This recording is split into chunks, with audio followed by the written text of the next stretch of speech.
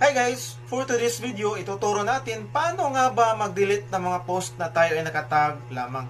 So kung sakaling may nag-post at ikaw ay nakatag, paano nga ba yan i-delete at paano mo yan i-control? So kunin mo na yung cellphone at sundan mo ako.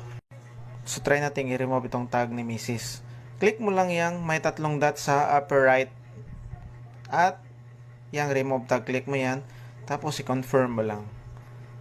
Pag na-click mo ng confirm, maya mawawala na yan. So yan, ganyan lamang po kadali. At kung gusto mo naman ay hindi ka na matag basta-basta, meron po tayong YouTube tutorial niyan.